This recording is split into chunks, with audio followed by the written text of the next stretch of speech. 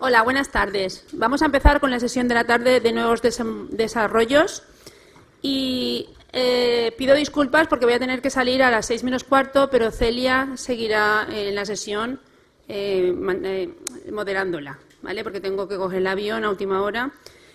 Vamos a recibir a Cristina Igrexa, que nos va a presentar la cartografía de uso e ocupación del suelo para Portugal continental, ZOS, CLC y productos Copernicus.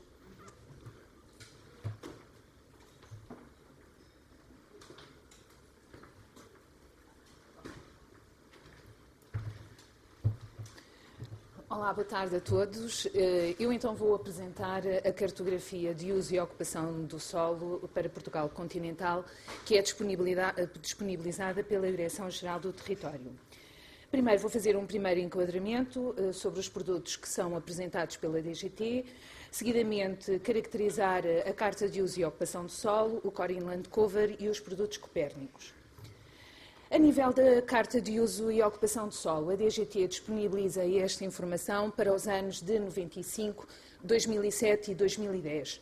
O CLC, o Core Inland Cover, tem disponível para os anos de 1990, 2000, 2006, 2012. Relativamente aos produtos Copérnicos, aqui temos dois grandes grupos, os temas de grande resolução e os temas de muito grande resolução. Todos estes dados se encontram abertos, estão disponíveis na página da Direção-Geral do Território e podem ser consultados e feito o seu descarregamento para quem esteja interessado. Relativamente à Carta de Uso e Ocupação do Solo, é um projeto que foi financiado pelo Fundo Português de Carbono. Como entidades produtoras estiveram envolvidas duas empresas e a própria Direção-Geral do Território. Isto, a fim de poder dar resposta às exigências do Protocolo de Quioto, foi necessário produzir informação de ocupação e uso do solo para 3 épocas distintas, 95, 2007 e 2010. Para 2007, a COS corresponde a um melhoramento da COS 2007, uma vez que a Direção-Geral do Território já tinha uma informação original. Relativamente ao modelo de dados, o modelo de dados é vetorial. A área mínima cartográfica é de 1 hectare. O sistema de referência utilizado foi o ETRS 89.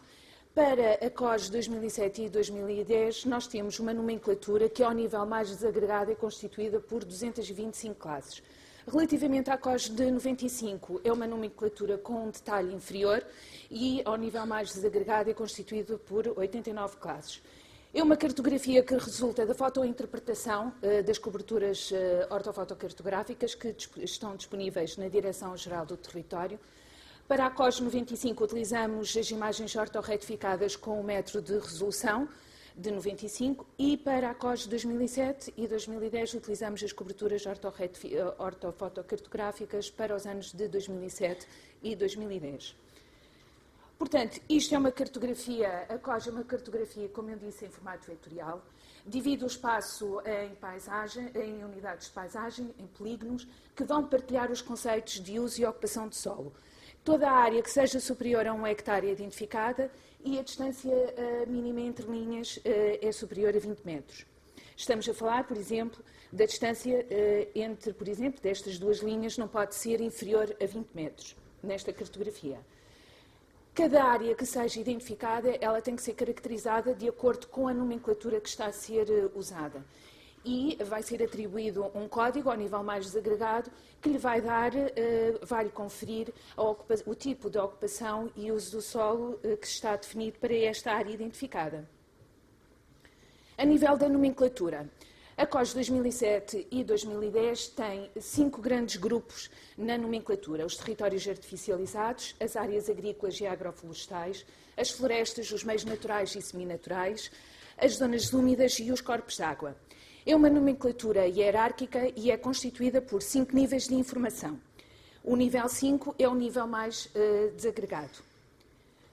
Por exemplo, aqui temos representado o conjunto das classes que vão caracterizar o território artificializado. A imagem mostra como o território artificializado se encontra distribuído pela área de Portugal continental. A nível da nomenclatura de 95, como eu disse, é uma nomenclatura com um detalhe inferior, e isto porquê? porque ela é compatível com a COS 2007 e 2010. No entanto, algumas classes vão agregar outras da COS 2007 e 2010. Quer isto dizer, por exemplo, aqui os territórios artificializados na nomenclatura de 95 vai agregar todas estas classes da COS de 2007 e 2010. Quem fala nos territórios artificializados fala, por exemplo, no tipo de pomares, portanto, são todas estas classes que são identificados os pomares na COS 2007 e 2010, que vão ser agregados para a classe que só distingue o pomar para 95. Agora, com base nos dados da COS 2010, podemos caracterizar o território. Assim, temos cerca de 39% do território ocupado por floresta, 26% ocupado por agricultura, 12% por mato e 5% relativamente aos territórios artificializados. Fazendo uma análise a nível regional, podemos dizer que 50% da área da região do centro é ocupada por floresta. Relativamente à zona do Algarve, distingue-se aqui 26% da área da região do Algarve é ocupada por mato, embora não seja a classe que tenha uma maior ocupação. Depois, a nível agrícola, mais ou menos entre 25% a 30% é transversal a qualquer uma das regiões. Agora, analisando a contribuição que cada região faz perante as classes a nível do território nacional, o que verificamos é que os sistemas agroflorestais e as pastagens se encontram na região do Alentejo e o mato está presente na região do Norte. Portanto, a DGT desenvolveu, isto é só um resumo e uma breve apresentação sobre as estatísticas que nós fizemos de 95 a 2010 e está disponível um relatório muito mais detalhado em que faz o estudo para as várias regiões, os vários concelhos do território nacional. Neste momento, a DGT encontra-se a produzir a COS 2015. Ela também está a ser produzida com base na fotointerpretação das coberturas ortofotocartográficas de 2010 e de 2015. A nomenclatura que está a ser usada é ligeiramente diferente, embora seja compatível com as versões anteriores. Estão constituídas aqui 9 grandes grupos, 9 megaclasses, e que ao todo prefaz 49 classes. As especificações técnicas que descrevem a nomenclatura, as correspondências entre as 3 versões da COS, a descrição das classes, está disponível na nossa página, pode ser consultada para quem estiver interessado.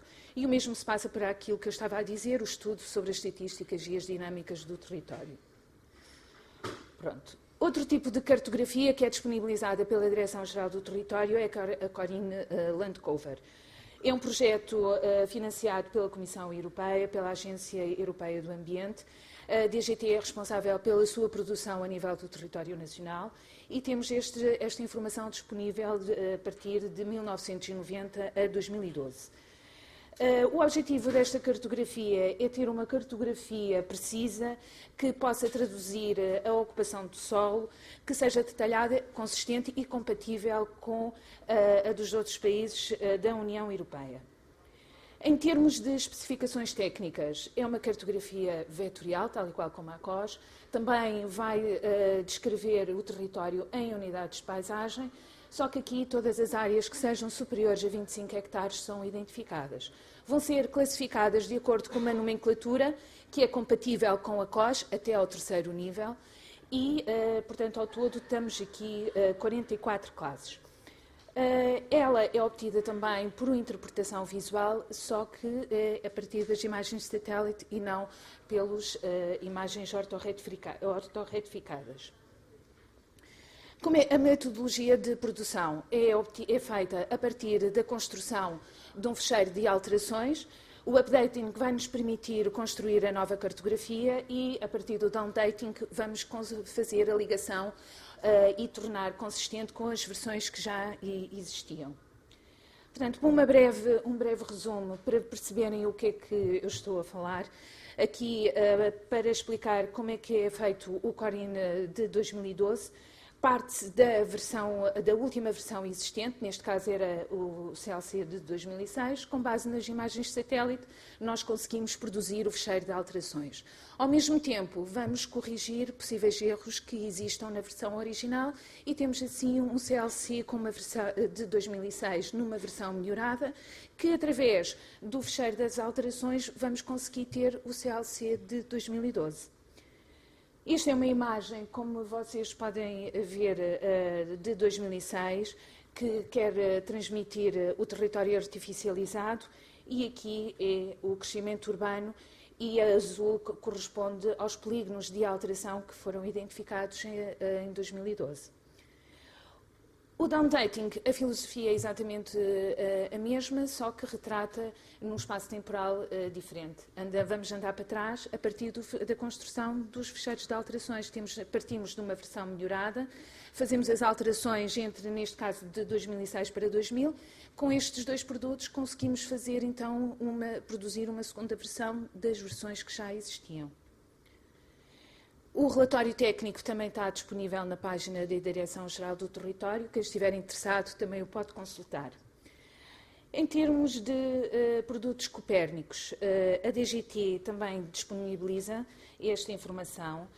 Estes produtos também retratam a ocupação do solo. Foram criados pela Agência Europeia do Ambiente e têm como objetivo complementar a informação de ocupação e uso do solo já existente, nomeadamente o Core Inland Cover. E aqui nós temos dois grandes grupos. Os temas de grande resolução, High Resolution Layers, que são mapas em formato raster. O tamanho do pixel é de 100 metros e está disponível para os 39 países da Europa. Os temas de muito grande resolução são mapas no formato vetor.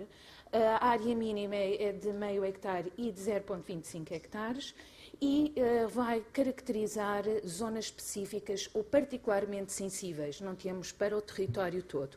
Para este produto apenas temos cartografado 20% do território nacional. Estes são os 5 temas do High Resolution Layers. Eles são obtidos a partir da interpretação visual de imagens de satélite, que foram as mesmas que foram utilizadas para a produção do CLC de 2012. O grau de impermeabilidade de 2012 é o primeiro produto que eu vou retratar. Aqui, portanto, este produto tem como objetivo retratar o material impermeável do tipo urbano e as infraestruturas de construção. O grau de impermeabilidade varia entre 1% a 100%. O grau de... Com licença. Ok. O grau de... O grau de coberto florestal. Portanto, aqui o valor do pixel retrata a percentagem de área que é coberta pelas copas das árvores. O tipo de floresta vai retratar o tipo de floresta que existe em Portugal continental. E aqui o objetivo é retratar a floresta folhosa, resinosa e mista. E aqui estão integrados os sistemas agroflorestais e não as árvores que são usadas do tipo agrícola sim, somente. Depois temos as zonas úmidas que estão disponíveis para os anos de 2006 e de 2012. Aqui, nas zonas úmidas, este produto vai mapear a ocorrência das zonas úmidas de ocorrência permanente. Os corpos de água, de 2006 a 2009 a 2012, são os produtos que a DGT tem disponível. Depois, os temas de muito grande resolução. Estes temas são o Atlas Urbano, as zonas ripícolas, os sítios da rede Natura, e são produzidos a partir das imagens de satélite de alta resolução, e aqui entram também dados com informação auxiliar, sempre que sejam necessários. O primeiro produto é o Atlas Urbano. Nós já temos disponíveis para estas cidades que estão na caixa azul. Para 2012 conseguimos apresentar o produto para Guimarães, Póvoa do Varzim, Viana do Castelo e Viseu. Em 2006 só tínhamos até Setúbal. Esta cartografia, portanto, tem a área mínima para as áreas urbanas é de 0,25 hectares e para as zonas rurais temos uma área mínima de 1 hectare. Estão presentes 27 classes. Para fazer uma maior caracterização do tecido urbano, utilizamos aqui também outros dados auxiliares, como a rede viária, serviços, que vão ser obtidos a partir de mapas das cidades locais, de descarregamento de mapas dos serviços de mapas online. Portanto, há aqui uma série de informação auxiliar que vai permitir caracterizar a área urbana.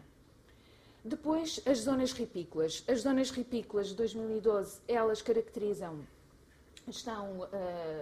a área mínima é de meio hectare, o número de classes que estão presentes é de 79, exatamente. Depois temos os sítios da rede Natura. Portanto, os sítios da rede Natura 2000 é uma rede ecológica para o espaço comunitário da União Europeia e foi resultante da implementação de uma diretiva com a finalidade de assegurar a longo prazo as espécies e os habitats mais ameaçados na Europa. E, portanto, aqui era importante que o espaço europeu estivesse todo coberto com as imagens de satélite, por forma a que pudéssemos ter cartografia toda coberta para Portugal continental. Não é o caso, apenas conseguimos ter neste momento caracterizado o Douro Internacional.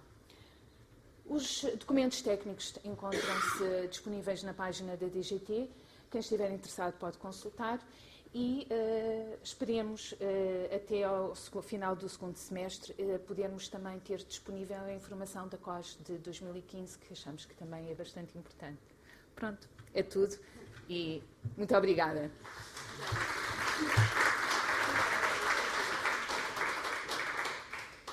¿Alguna pregunta?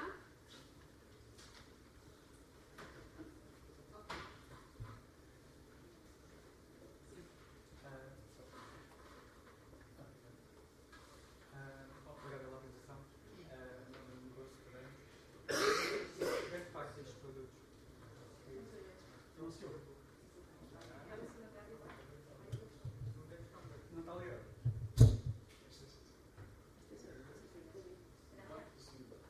Exato. Sim, 1, 2. Tá? Não. É que gosta. Já está? Está vermelho. Fala. Ahá! Boa tarde, meu nome é Grosso, da Demos. A taxa de atualização, ou a atualização dos produtos COS e os produtos do Core Inland Cover não poderia ser melhorada, ou seja, grande parte destes produtos são feitos com base em interpretação visual. Se houvesse métodos automáticos de classificação, não sei, provavelmente o problema aí é a acurácia ou a precisão. Mas vocês equacionaram, já experimentaram, já fizeram testes de estudo sobre a utilização de métodos automáticos para a classificação?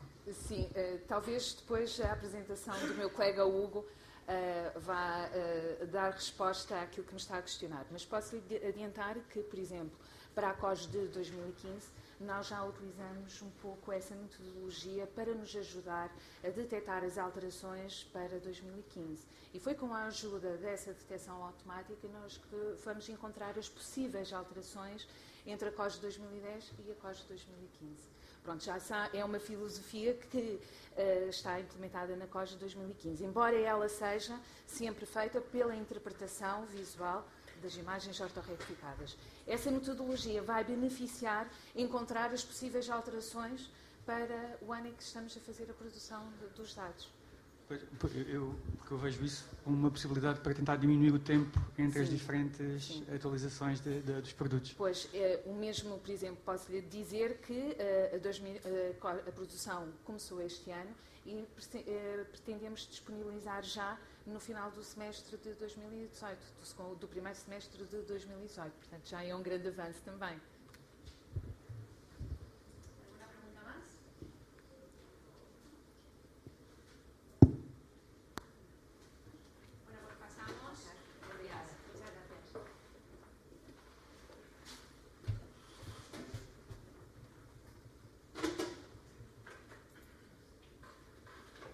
Pasamos a la segunda ponencia, conjuntos de datos espaciales y georrepoblaciones, que la presenta Celia Sevilla del CENIG.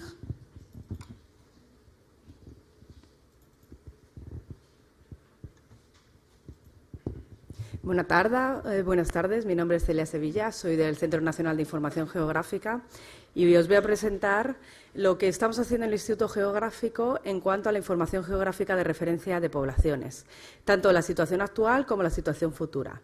Esta presentación la tenía que hacer mi compañero Eduardo Núñez, pero bueno, como no ha podido asistir, me lo han encargado a mí, así que luego intentaré responder de la mejor manera posible a las preguntas. Bueno, todo sucede en algún lugar, ¿no? Y esos lugares hay que referenciarlos, los tenemos que dar una posición. Y para eso necesitamos información geográfica de referencia. Necesitamos información lo más precisa posible.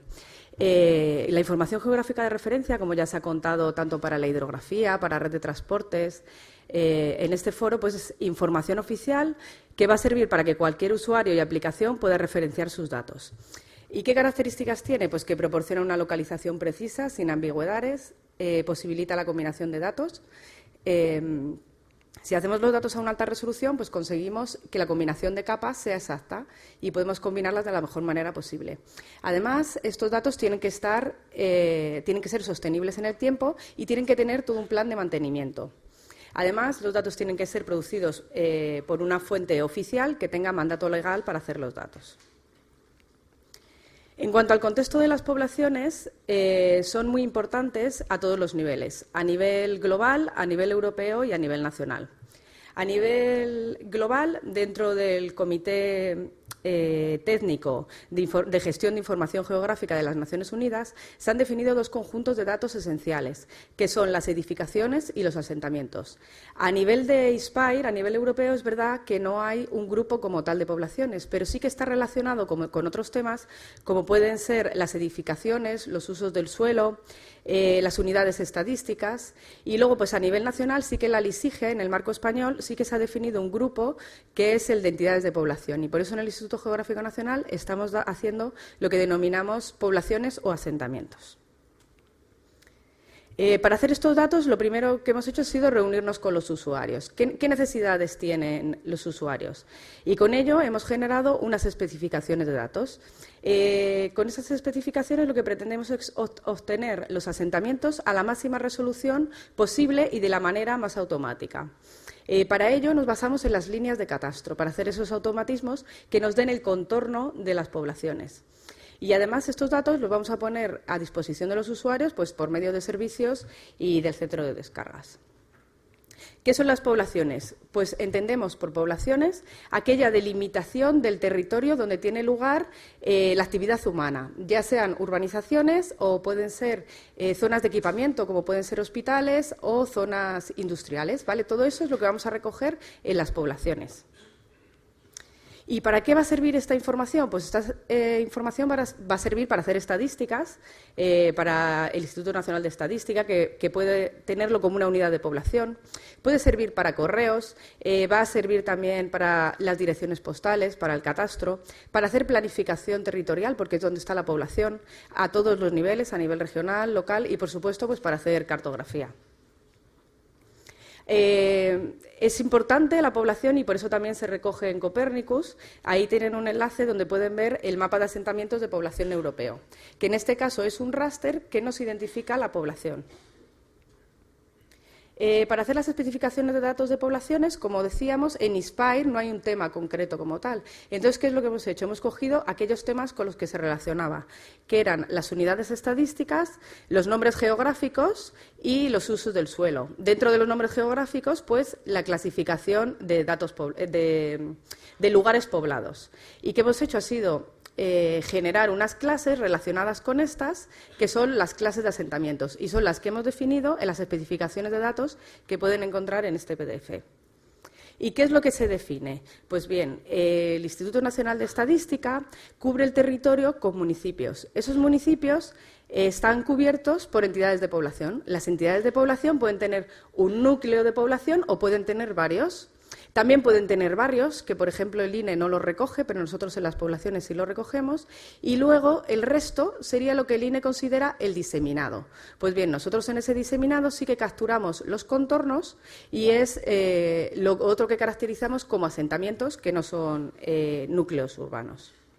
Entonces, ¿qué es lo que vamos a tener en la base de datos? En la base de datos tenemos un catálogo en el que identificamos un ID de una población con su nombre sacado de los nomenclator geográficos, del nomenclator geográfico nacional y de los nomenclatores estadísticos y de las comunidades autónomas, y a estas poblaciones les asignamos el código del INE si es que existe. Luego tenemos las geometrías del parcelario del catastro y mediante agregación de estos parcelarios conseguimos la envolvente. Y esto es lo que nosotros consideramos poblaciones o asentamientos, a los que les damos el código del INE si lo tienen y un nombre basado en nomenclatores oficiales. Además, dentro de esas poblaciones podemos diferenciar usos. En este caso está representado en rojo lo que sería el uso residencial, en azul la zona de servicios, aquí pone esta zona como abandonada o esta como zona industrial. ¿Cuál es el proceso productivo? El proceso productivo se ha dividido en dos fases. La zona verde ya está realizada, ¿vale?, que es lo que está aquí coloreado en verde, y la zona gris es la que se va a producir al año que viene. Estas zonas se han dejado para el final, en el caso del País Vasco y de Navarra, porque tienen un catastro diferente, y en el caso de Galicia, Asturias y Canarias, pues porque tienen peculiaridades en la manera de distribución de sus poblaciones y eran más complejas, por eso se han dejado para una segunda fase. Se ha automatizado al 70% la producción de estos entornos a partir de agregación de las parcelas del catastro y se ha identificado con fuentes oficiales. El criterio es homogéneo y común para todo el territorio español y tenemos previsto terminarlo en marzo de 2016. Como decía, ¿qué es lo que hacemos? Pues tenemos una serie de parcelas en las que el INE le da un código y se sabe del uso, ¿no?, si es industrial, residencial. Entonces, todo lo que tiene el mismo código se agrega, se obtiene el límite a partir del catastro y se le asigna un nombre del nomenclator oficial, del nomenclator del INE o del nomenclator de las comunidades autónomas. Entonces, con esto tenemos el contorno, con su nombre y con su código. Y esto es lo que tenemos en las poblaciones. Y una aproximación a lo que serían las entidades de población, que no tienen un límite como tal fijo en el INE. Y luego, por otro lado, para cada parcela catastral, pues a su referencia le asignamos el código de la población, el nombre geográfico y el código del INE. Para hacer esto, se ha montado un entorno de desarrollo con Python sobre QGIS para hacer la revisión de los datos y lo que es la edición. Y luego, para todo el tema de los automatismos, se ha hecho con FME, lo que es hacer el límite a partir de los límites parcelarios, y también con procesos en ArcGIS Pro y en Python. ¿Cuál es el mantenimiento? Pues bien, el mantenimiento de los núcleos urbanos, que consideramos que es la información más importante, se tiene pensado actualizar una vez al año.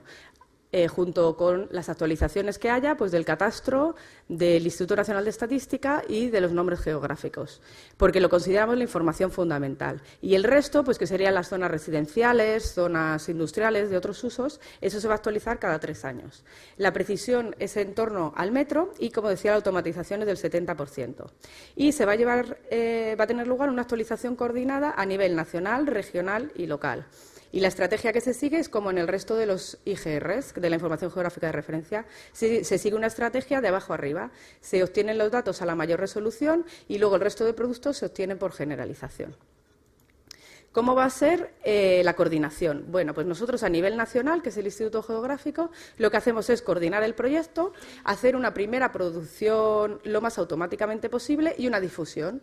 Esos datos se los pasamos a las autonomías, al nivel regional. Entonces, son los encargados de revisarlo y validarlo con el siguiente nivel, que sería el nivel local, que son los que tienen la potestad de aprobar la geometría y la denominación. De hecho, aquí en el lado de la derecha pueden ver un ejemplo del periódico donde 10 municipios han aprobado en pleno la denominación de sus asentamientos poblacionales y de los límites. La difusión, ¿cómo la vamos a hacer? La vamos a hacer por medio de capas. Hay una serie de capas que se tienen que coordinar con el Instituto Nacional de Estadística, que son los límites de las entidades de población, los núcleos y los diseminados. Esas serán unas capas y luego el resto de información, que serán los asentamientos de población. Y estos datos se van a poner a disposición en el centro de descarga del CENIG y luego, pues, mediante otros servicios de descarga, como son los servicios ATOM, servicios WFS y luego servicios de visualización WMS. Como conclusión final, pues la información geográfica de referencia de poblaciones está considerada un conjunto de datos fundamental porque tiene un alto componente para la gestión socioeconómica. Se usa mucho para gestión, entonces por eso es que es muy importante. Y el objetivo que tenemos en el Instituto es construir una base de datos única que se coordine a todos los niveles y que nos valga para todos. Y eso es todo. Muchas gracias.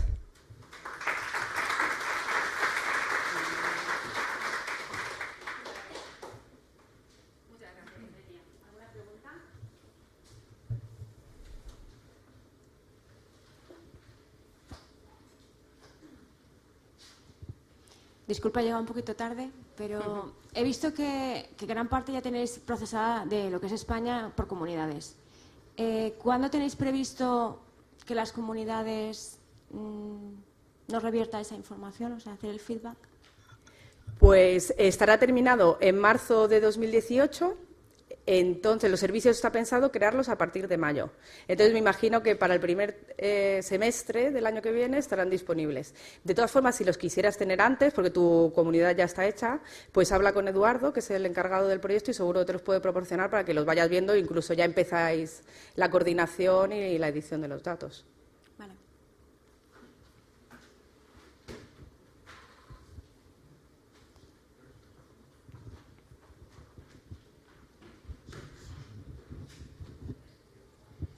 Me gustaría saber la envolvente si está calculada a partir del censo de viviendas, ¿de qué año? La envolvente que calculáis alrededor de las poblaciones. Los detalles técnicos los desconozco. Es mejor preguntar a Eduardo. Y De todas formas, se hace a partir de la última versión de las parcelas del catastro que hay.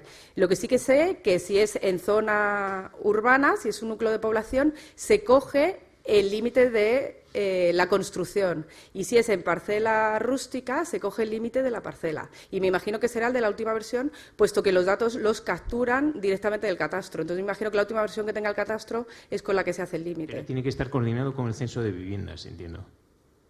Entiendo que sí. Y el censo de viviendas, bueno, se lo preguntaré a Eduardo. Pregúntale a ¿no? Eduardo mejor los detalles técnicos. Porque el censo de viviendas se piensa, bueno, no sé si lo sabéis, pero ¿se piensa seguir haciéndolo en los próximos años? Vosotros Sí, que esto estáis más en contacto con el INE, no sé si se sigue pensando hacer eso o no. Es que nos había llegado, pues, un poco en una conversación informal que el INE no tenía intención de seguir actualizando el censo de viviendas. No sé si sabéis algo. Yo los conozco, no sé, Sebastián, quizá. No tenéis constancia de ello, ¿no?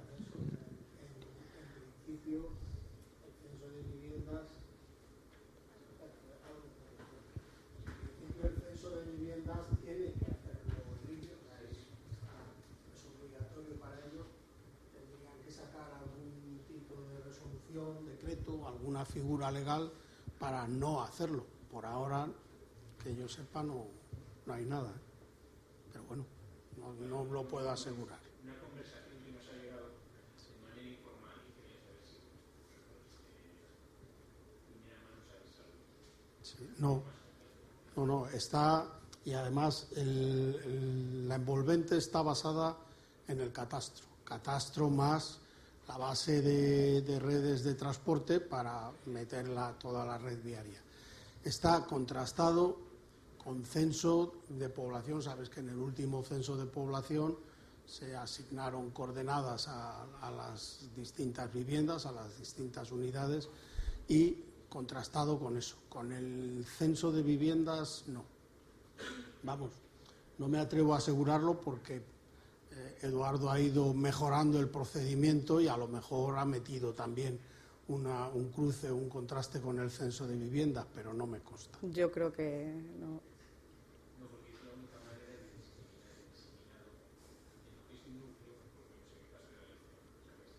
Ya.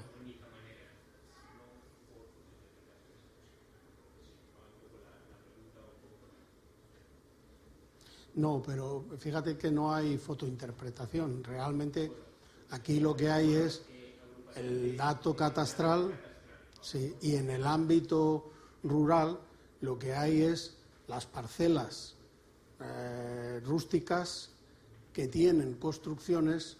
Lo que se recoge es las subparcelas de construcción, o sea, se limita a lo que es construcción. En efecto, tienes toda la razón, Galicia es muy complicado y hemos visto que el resultado tiene algún género de problemas y por eso está Eduardo en contacto con vosotros, porque, digamos, es un tema que hay que sentarse y estudiarlo, efectivamente. Vale, muchas gracias. ¿Alguna pregunta más? Pasamos a la tercera ponencia, que la presenta Hugo Costa, de la Dirección General de Territorio, y tiene por nombre Contributo metodológico para a cartografía anual de ocupación do solo con imagen de satélite. Boa tarde. Se calhar, desculpem-me, se calhar vou-me sentar, assim fico mais perto do microfone e podem me ouvir melhor. Venho apresentar o contributo que a Direção-Geral do Território tem realizado no projeto desenvolvido em parceria com o Instituto Nacional de Estatística e liderado por este Instituto. Este projeto resulta de uma colaboração que existe entre as duas instituições. Os dados geográficos estão a ter uma grande aceitação em muitas áreas que tradicionalmente não usavam, e em termos estatísticos têm um grande interesse. Há uma convergência de interesses neste caso e a direção, a DGT e o INE estão interessados em desenvolver metodologias conjuntas e a concertar posições, mesmo internacionalmente, como foi o caso do projeto que eu vou apresentar a seguir, que é financiado pelo Eurostat. O Francisco Vala do INE está aqui presente na sala, ele pode explicar um bocadinho melhor alguma coisa que eu diga mal e pode-me corrigir.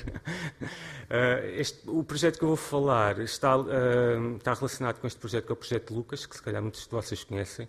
É um projeto onde se produz estatísticas de ocupação de solo, que é realizado cada 3 anos e é baseado em uma amostragem de pontos a nível europeu. E o INE ou o Eurostat também está interessado em usar outros meios para produzir estatísticas e, portanto, há espaço aqui para explorar outras fontes de informação. E então financiou um projeto desenvolvido aqui em Portugal, com a sigla que está no monitor, mas o nome é Provision of Urbanized Land Cover, Land Use Information, Lucas in National Systems. Portanto, há um interesse de ir buscar um bocadinho do esforço e da capacidade que cada país tem para produzir informação a nível europeu, que naturalmente tem que estar harmonizada e corresponder aos requisitos do Eurostat. Portanto, eu já me adiantei um bocadinho em relação a este slide dos objetivos do Eurostat ao financiar este projeto, e claro que a metodologia tem que ser reproduzida, repetível, não só em Portugal como noutros países. Então, os objetivos do INE e da DGT para este projeto passavam por fazer cartografia de ocupação de solo anual, que ia responder um bocadinho ali à pergunta do colega, não é? Não só a COS ou outros projetos, embora este seja um projeto piloto, não está operacional. E foi estabelecido um período temporal de 2010 a 2015 para produzir mapas e depois produzir estatísticas de ocupação de solo e uso, mas esta apresentação vai focar-se apenas na ocupação. Este projeto também toca muito os objetivos da própria DGT. A DGT tem competências na produção oficial de cartografia e também não é a nova ambição de produzir cartografia com maior regularidade, mas sempre houve alguns entraves. Hoje em dia há mais condições para isso, há muitos dados, estamos na era do Sentinela, do programa Copérnicos, houve um grande desenvolvimento em termos de software, nomeadamente o software gratuito e aberto, e, portanto, há mais condições para desenvolver projetos deste tipo, embora depois surjam outras questões, que é o tamanho, como é que se lida com os volumes de dados. Portanto, a DGT encarou este projeto um bocadinho como um projeto piloto, mas para ganhar escala no futuro, para introduzir os dados Sentinel, que não foram usados ainda neste projeto, e aí entramos para Big Data e pronto, e ainda não chegámos aí. De qualquer maneira, onde eu estive mais envolvido foi na parte metodológica, aquilo que eu posso apresentar melhor. A metodologia desenvolveu-se em 3 grandes fases. A primeira fase esteve relacionada muito com o contexto todo que já referi. Foram analisadas as bases de dados oficiais e nacionais, aquelas que podiam ser usadas agora, nesta parte inicial do projeto e que tivessem uma compatibilização com os requisitos do projeto. Depois a segunda fase foi o desenvolvimento então, da cartografia e a terceira fase a avaliação dos resultados e a produção das estatísticas.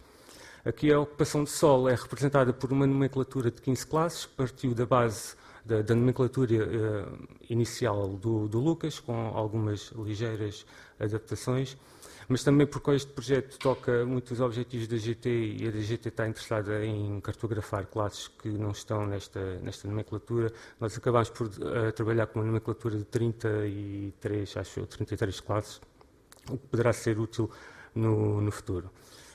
Portanto, os dados que nós usámos para já foram lançados, porque na altura de que o projeto começou a iniciar ainda não estava bem operacional o Sentinela 2. Usámos 2 coberturas por ano, primavera e verão, que são necessárias 8 imagens para cobrir o território continental português, e partimos da COS 2010.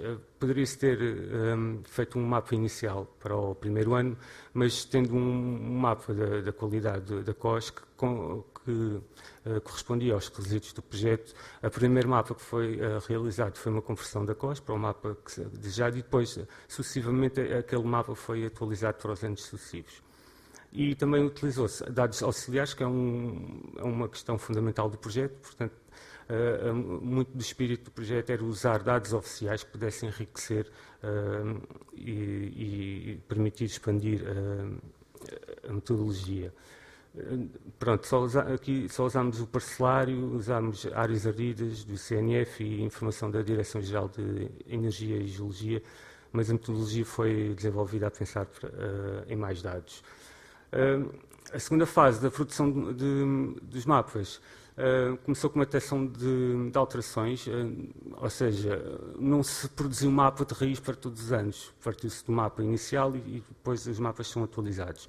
Então, o que nos interessa é saber o que muda no território, que é uma percentagem pequenina da área. E essas diferenças podem ser detectadas através da comparação de imagens de satélite, aqui foi lançado, comparando anos diferentes. E há várias técnicas, usámos uma técnica que usa o índice de vegetação, o NDVI, e o que acontece quando se comparam imagens é que se obtém uma curva normal em que a maior parte, a grande diferença da resposta espectral que existe de um ano para o outro são insignificantes em termos de ocupação do solo, porque só uma pequena percentagem do território é que altera, naturalmente, e depois nos extremos da curva então, temos as alterações muito grandes e que são essas que nos interessam e nós acabamos por ter assim, uns mapas, não se vê muito bem, mas temos as comparações de anos para anos e esta é uma imagem de Landsat que interceptava a fronteira do Minho com a Galiza. O branco significa que as alterações foram pequenas e depois salpicada aparecem muitas áreas coloridas que indicam então onde houve as alterações espectrais e são as áreas potenciais de alteração da ocupação do solo. Que quisemos classificar, isto para produzir o mapa de 2011 e depois assim sucessivamente. Realizámos 2 classificações. A primeira é uma classificação tradicional, no sentido de ser supervisionada, como é realizado tradicionalmente na detecção remota. Como é supervisionada, temos que treinar classificadores, temos que recolher uma base de treino e o mapa mostra os pontos, a localização dos pontos. Os pontos têm uma referência temporal, há pontos que puderam ser usados vários anos, há pontos que só puderam ser usados para treinar num específico ano. E aqui ainda não trabalhámos com as classes finais que queríamos no mapa. Eram 15, as classes de trabalho eram 30, mas as classes finais para as estatísticas eram 15 classes. Trabalhámos com classes, digamos, espectrais. E esta primeira classificação dava-nos uma primeira um primeiro indício do que é que está a acontecer no território, não sendo uma classificação final, era preliminar. Aqui fomos usar alguns classificadores que têm sido desenvolvidos em áreas muito associadas à detecção remota, no machine learning e associadas a essas áreas, e então usámos redes neuronais, random forest e support vector machines. Fomos buscar um bocadinho dos métodos que têm sido desenvolvidos para depois fazer um classificador mais robusto, uma quarta classificação, que será uma classificação combinada. Esta classificação dá-nos já, digamos, um mapa, mas não será ainda um mapa, mas do território completo, de todo o território. Mas nós fizemos uma segunda classificação, que é uma classificação por regras, e então aqui é nesta fase que se produzem mapas com as 15 classes finais. E é uma classificação que abrange toda a informação. Portanto, isto são regras escritas linha a linha. É uma classificação que olha ao mapa que vai ser atualizado, olha a nova classificação e introduz regras do tipo if, then else, regras lógicas. Por exemplo, corte florestal pode ser facilmente detectado, porque se uma floresta for classificada como solo nu, possivelmente foi um corte florestal. Pronto, e este tipo de lógica é introduzida aqui. E depois é fundamental introduzir aqui também a informação auxiliar que foi usada. Aqui podem ser introduzidas alterações de solo que não são detectadas do ponto de vista espectral, e pescando ao parcelário e pescando essa informação a outras bases de dados oficiais. Então, aqui a tabela resume apenas como é que cada das classes de trabalho com a correspondente classe de ocupação de solo desejada, como é que foram classificadas. Algumas foram só com uma base espectral, poucas, outras com uma regra, com informação auxiliar. Pronto, e aqui isto também serve, este slide, para referir que cada classe de ocupação de solo pode ter uma metodologia específica. Pronto, e aqui esta classe é importante porque aqui cada país pode adaptar a sua metodologia. Este foi um projeto piloto para Portugal, mas depois, ao adaptar para outros países que têm dados diferentes e têm paisagens diferentes, podem escrever regras diferentes, introduzir dados diferentes, etc. No fim, esta classe teve que existir uma classe de generalização, digamos assim. Porque todo aquele processamento até aqui foi em base raster, por partir das imagens de satélite, mas o que era desejado no projeto era um mapa vetorial com uma unidade mínima de 1 hectare. Portanto, todas aquelas alterações que foram classificadas foram convertidas para formato vetorial, foram sobrepostas ao mapa que se queria atualizar, e depois esse mapa teve que ser atualizado para corresponder às especificações técnicas que se desejavam. E assim, aqui sim, desta fase surgiram os mapas finais. Pronto, o 2010, o inicial, e depois todas as atualizações até 2015, que aqui não parecem todos iguais, e ainda bem, porque o território mais ou menos é estável. Eu só escolhi alguns exemplos para mostrar o que é que esta metodologia, neste ponto, pode fazer. Escolhi alguns casos que não são muito bons nem muito maus, são assim mais ou menos. Por exemplo, aqui neste caso consegue ver-se que aqui no horto, no canto inferior direito, que surgiu uma nova área agrícola, e no mapa realmente aparece ali algumas manchas agrícolas, mas com alguns defeitos na sua delimitação. Ainda aparece verde, uma mancha que seria de floresta, que já não é floresta, mas manteve-se. Muitos destes problemas ainda são geométricos. Aqui também permitimos que uma floresta de resinosas, depois de um fogo, passasse a ser um mato. Permitimos isso nas regras, e vê-se aqui a diferença entre 2 anos, 2010 e 2012, mas em 2015 continua igual. Mas aquela mancha de mata castanho também não está muito bem definido. As áreas artificiais e de construção são particularmente difíceis, porque a nomenclatura distingue áreas com construção, com edifícios, e áreas artificiais sem edificação, e às vezes é difícil num ano saber o que é que vai acontecer. Portanto, houve ali uma mobilização do solo, mas naquele ano ainda não sabemos bem o que vai acontecer, então assumimos que ali seria uma área construída por uma expansão urbana. É arriscado, mas tivemos que ter algumas opções.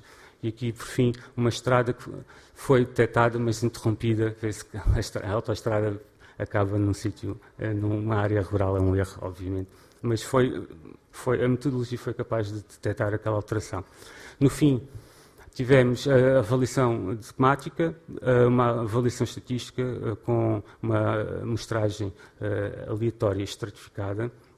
E, por fim, ainda fizemos mais uns cálculos para estimar a área. Ou seja, aqui é um ponto importante, porque há a tendência de pensar que a área das classes de ocupação de solo são aquelas que estão cartografadas no mapa. E pode ser verdade se o mapa não tiver erros, mas qualquer mapa tem um erro. E como esses erros são conhecidos pela avaliação estatística que é feita do mapa, todas as estatísticas de ocupação das classes podem ser melhoradas compensando os erros de comissão, os erros de omissão e permite-nos também calcular um intervalo de confiança para essa estimativa. E fazia todo o sentido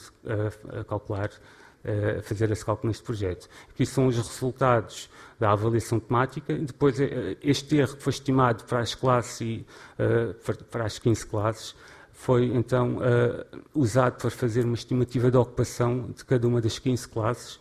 Portanto, aquelas barras mostram o valor em quilómetros quadrados e o intervalo de confiança. Para terminar, acho que já não tenho mais tempo, este slide é o último slide, era apenas para reforçar a metodologia que foi desenvolvida. Os pontos, a vermelho estão os pontos que na DGT achamos que deveriam ser mais melhorados, com prioridade. Tem prioridade, tudo deve ser melhorado, mas os pontos principais, começando pela introdução das imagens de satélite, com grandes séries temporais, etc. E obrigado. Alguma pergunta? Podem, estou à disposição. Muchas gracias. ¿Una pregunta?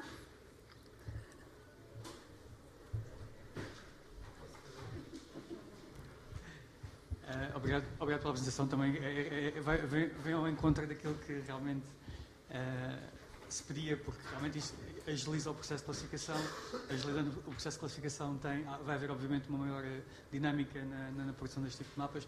Obviamente, tem as suas falhas. A acurácia nunca vai ser aquela de uma ilustração visual, mas também os meios serão substancialmente menores. O indicador foi só o NDVI, provavelmente se utilizarem outros indicadores, conseguem ter uma acurácia maior, tipo, nesse tipo de... Sim, há muitos métodos para detectar, há muitos métodos. Nós optámos por, nesta fase, implementar um método simples, mas muito robusto, já muito testado, mas há numerosos métodos e também há a nível do pixel, há a nível do objeto, para quem está familiarizado com o que estou a falar. E todas essas metodologias podem aumentar a exatidão para não deixar nenhuma alteração de fora.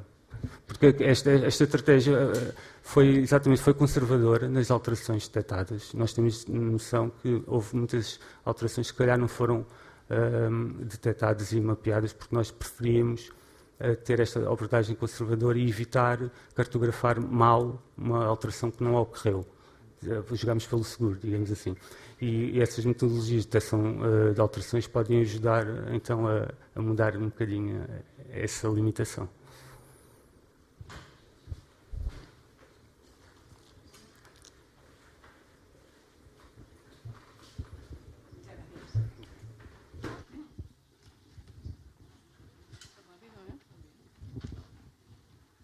La siguiente ponencia nos la va a presentar Álvaro Bachiller, del Centro Nacional de Información Geográfica, y tiene por nombre Servicios Web de Mapas Antiguos.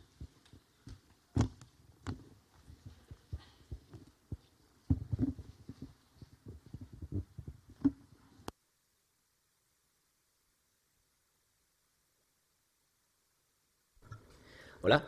Sí. Vale. Buenas tardes. Soy Álvaro Bachiller, vengo del Instituto Geográfico Nacional. Y bueno, se me ha pasado.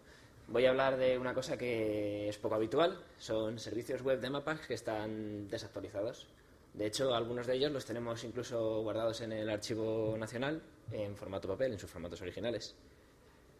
Comenzaré, describiendo un poco los diferentes servicios que tenemos, las capas que tenemos y tal. Y finalmente hablaré de usos que se le dan y, sobre todo, qué haremos después de esto. Empezaré por el servicio de primeras ediciones del Mapa Topográfico Nacional. describiré un poco, digamos, cómo va todo el servicio. Primero teníamos simplemente el MTN50, más después, trabajando con la cartoteca y tal, fuimos añadiendo nuevos servicios. Empezamos añadiendo el servicio de minutas MTN50, que fueron como unos trabajos previos al MTN50, y finalmente a mediados de este año añadimos el MTN25. Están en coordenadas geográficas todos los datos y, bueno, sobre todo la intención de estos mapas era poder visualizar, comparar y ver, pues, cómo ha evolucionado, digamos, la cartografía y cómo era el territorio en este tiempo. El servicio WMS lo tenemos montado en un map server, con el cual realizamos también la información con un Get Feature Info mediante plantillas HTML. Y el servicio WMTS lo tenemos montado en un GeoServer mediante la aplicación de GWeb Cache. Los metadatos los realizamos todavía un poquillo a mano, ¿vale? Porque como tienen que ser, pues, especiales, los ponemos así. Para que podáis comparar un poco, aquí tenemos el mismo pueblo, como ha ido desde las minutas hasta el MTN25, que es el dato más actual. El MTN50 lo publicamos en 2008.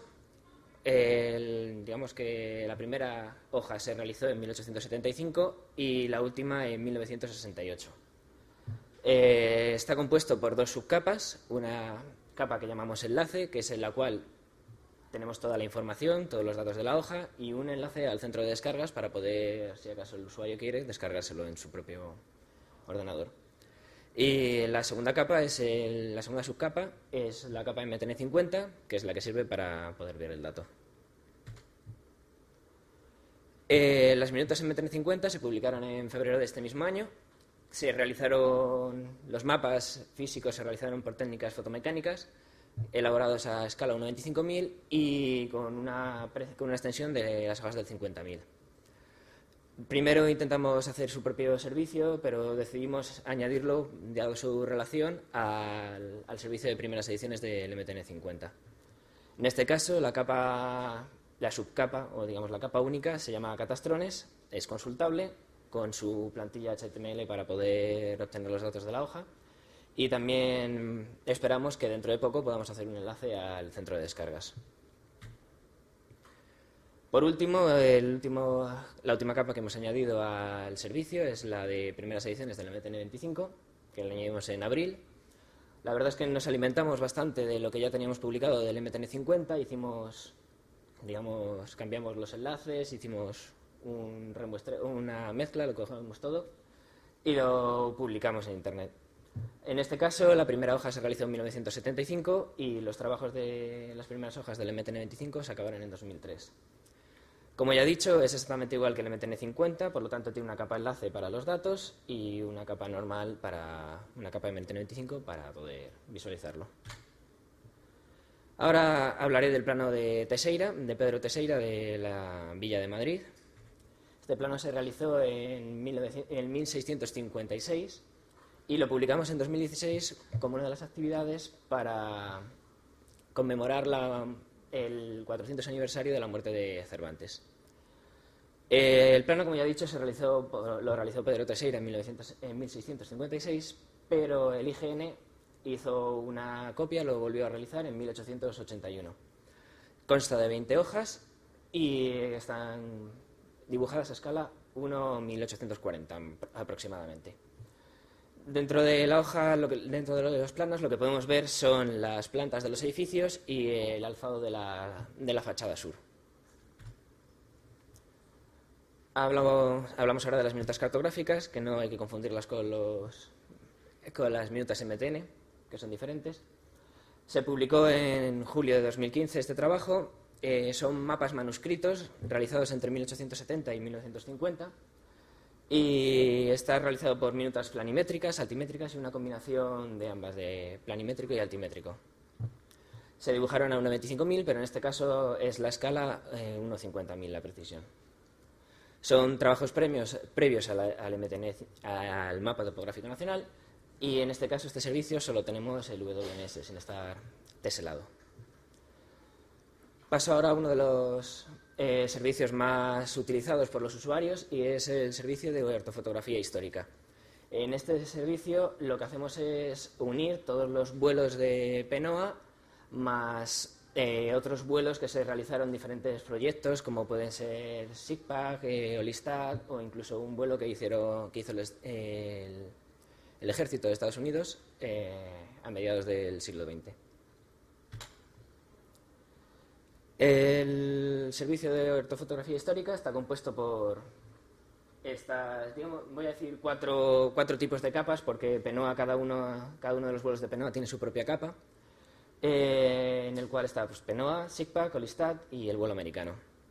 Son todo coordenadas proyectadas y es un recurso histórico que hemos visto que se utiliza mucho, sobre todo para visualización, consulta y para informe catastral. Los peritos catastrales usan mucho este servicio para poder ver desde qué año están las construcciones en las diferentes parcelas que ven, para luego aplicar, digamos, las sanciones, todo hay que decirlo, pertinentes si acaso de no haber sido declarado. También está montado un WMS en el Map Server y el WMTS en GeoServer.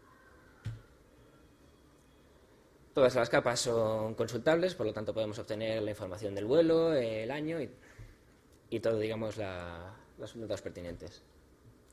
Aquí podemos ver una pequeña comparación de cómo ha evolucionado pues, un pequeño pueblo del sur de Madrid, desde el vuelo americano hasta el último vuelo que tenemos histórico de 2014. El PENOA histórico, vamos a empezar por él, se publicó en 2008.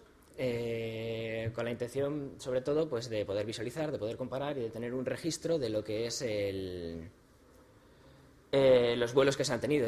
Cada vez que se hace un nuevo vuelo, en vez de eliminar los datos antiguos, lo que hacemos es, digamos, pasarlos a este servicio como un archivo de lo que del trabajo que ya hemos realizado. Son imágenes ortorrectificadas, están financiados y realizados por diferentes administraciones públicas y según el Plan Nacional de Ortofotografía de PENOA, digamos que son unas zonas u otras. Los vuelos que tenemos disponibles ahora mismo son desde 2004 hasta 2015 y esperamos que próximamente podamos actualizar y subir el vuelo de 2016. El vuelo de SIGPAC se publicó a principios de 2017. Se realizó entre 1997 y 2003 por el Ministerio de Agricultura, pagado todo por los fondos del Fondo Español de Garantía Agraria, el FEGA, y las comunidades autónomas. Su cobertura es de toda España y bueno, la capa se llamaba SIGPAC. El Olistad también lo publicamos junto con el vuelo de SIGPAC. Y se realizó entre 1997 y 1998 por el Ministerio de Agricultura nuevamente, con la intención de contabilizar los olivos en las diferentes zonas agrarias de España. Su cobertura también es completa de toda la nación y una resolución muy buena de 1 metro. El vuelo americano fue un proyecto que hizo el Army Map Service de Estados Unidos, en España, y se realizó entre 1956 y 1957. No cubría toda España, pero aún así se considera de bastante interés porque tenía muy buena precisión. Ahora voy a tratar un poco los servicios que se utilizan, digamos, las maneras de aprovechar estos servicios. Perfecto. Para ejemplos de uso tenemos un par de herramientas nuestras. Las dos herramientas de arriba es un comparador de mapas antiguos que hemos realizado nosotros y una fototeca digital en la cual podemos consultar todos estos datos. En la parte de abajo tenemos una herramienta online que se llama Google Zoom, que carga todas nuestras capas históricas. Aquí esto puede ser la parte más importante de la presentación, que son las estadísticas de uso. Se puede pensar que son servicios que se usan poco o que no son de interés para el usuario, pero como podemos ver, sobre todo en PENOA histórico, tenemos una media de 3.400.000 casi peticiones mensuales en lo que va de año, con una descarga de 657 gigas al mes, y todo ello no solo son nuestros nuestros clientes y nuestros servidores, sino que es un 77,79% son gente que lo pide desde el exterior. Tenemos también, por ejemplo, cosas más particulares, como es el plano de la Villa de Madrid de Pedro Teixeira, que aún así, a pesar de ser solo de Madrid, tiene 85.000 visitas mensuales, que no está nada mal. Y ya para terminar, simplemente voy a tratar los próximos pasos que vamos a dar, los próximos servicios que queremos mostrar. Y va a ser una serie de capas en la cual vamos a intentar mostrar la evolución de las grandes ciudades de España. Comenzaremos por Madrid, en la que tenemos diferentes capas de los datos que hemos ido recuperando durante todos estos años, y continuaremos por ciudades como Zaragoza, Valencia, Sevilla, Barcelona. Y hasta aquí. Muchas gracias.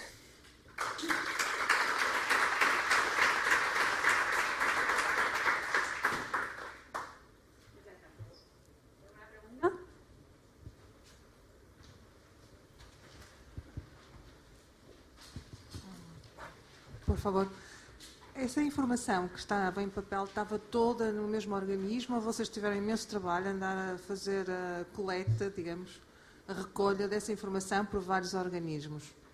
Perdón, no te he entendido, lo siento. Não me entendeste? Se a informação em papel Sí. estava toda no mesmo... Ah, sí, O vale, si ya estaba lo en entendí. varios Sí, puntos no, toda la información nos la provee la Cartoteca Nacional. Son ellos los que... es el archivo del IGN. Son ellos los que tienen el dato y son los que lo escanean, lo digitalizan y nos lo mandan. Ah, perdón, entonces no entendí. Sí, cada capa tenía todo el mismo formato papel. Sí, pronto. Gracias.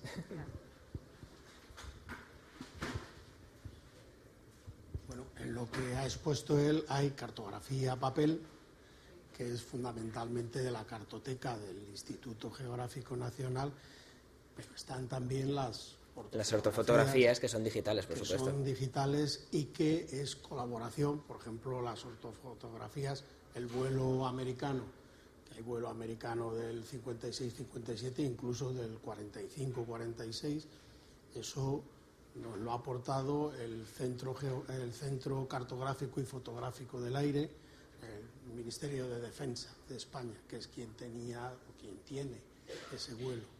El vuelo del SIGPAC es del Fondo Español de Garantía Agraria y también lo ha aportado, se ha hecho el tratamiento allí. En los vuelos históricos está el vuelo nacional, que fue un vuelo que se hizo por los años 80, y que colaboraron el Ministerio de Agricultura, el Instituto Geográfico, el Catastro. Hay una serie de vuelos que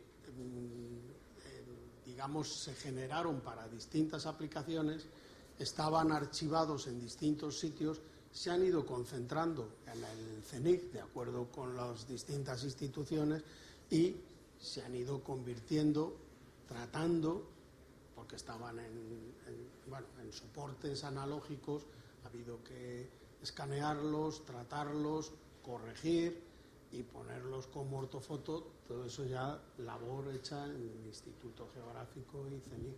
Pero las procedencias, volvemos a lo que decíamos esta mañana, es colaboración entre muchos, cada cual aporta y al final hay un punto de encuentro en el que está una cantidad de información desde el año 45 hasta acá. Bueno, perdón, desde el año 45 no, porque también está el vuelo de Ruiz de Alda, hay un trozo nada más, pero que es del año 29.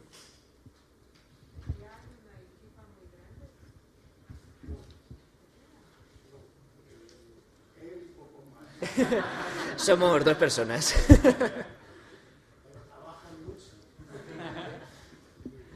Só uma curiosidade. Sabes por que razão é que foi feito o voo americano? ¿Por qué razón se ha hecho el vuelo americano? ¿No sabes?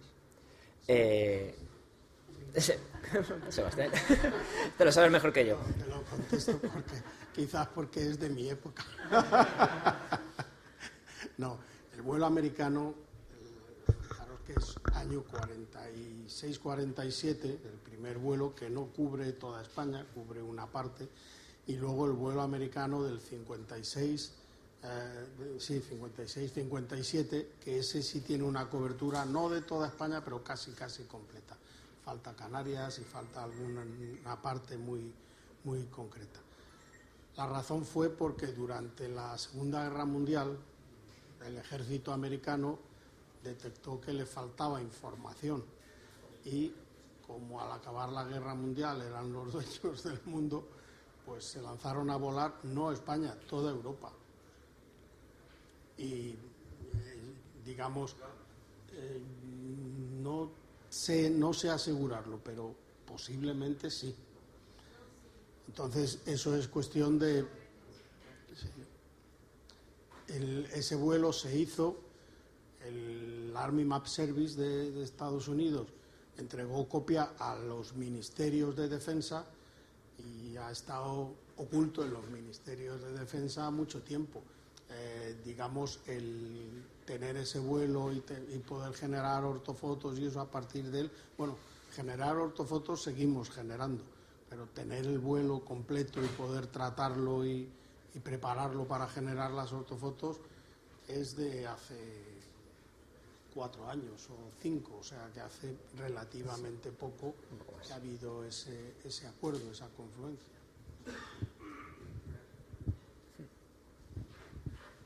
¿Alguna pregunta más? Pues nada.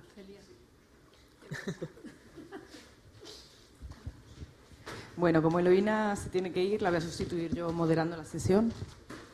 Vamos a dar paso a la siguiente presentación, que corre a cargo de Nuno Grosso, de Deimos, y nos va a hablar sobre el desarrollo de infraestructuras web en la nube para el acceso, visualización y procesamiento de datos geoespaciales.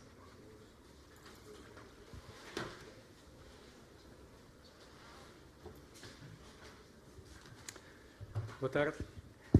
O meu nome é Nuno Grosso e queria dizer primeiro que me encanta muchísimo que hay una conferencia donde se habla los dos idiomas, castellano y portugués, con la misma naturalidad, que es muy guay, porque eso es una experiencia que es muy familiar para mí, porque mi novia es española y en los últimos meses ha sido toda esta mezcla de lenguas, ha sido una cosa muy familiar para mí, pero es guay que haya conferencias como esta.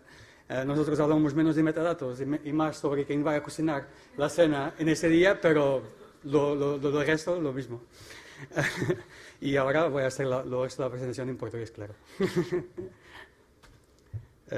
Pronto, meu nome é Nuno Grosso, eu trabalho na Deimos e eu queria partilhar um pouco com vocês a nossa experiência no desenvolvimento de infraestruturas de dados para acesso, visualização e processamento de dados espaciais e dados de observação da Terra em particular. E são infraestruturas essencialmente implementadas na nuvem, na cloud, e com interfaces web. Apresentar um pouco a Deimos. A Deimos é uma empresa do ramo da engenharia aeroespacial, com uma experiência em todos os ramos, em todos os diferentes ramos da engenharia aeroespacial. Nós temos gabinetes não só em Portugal, como em Espanha, como no Reino Unido, como na Roménia.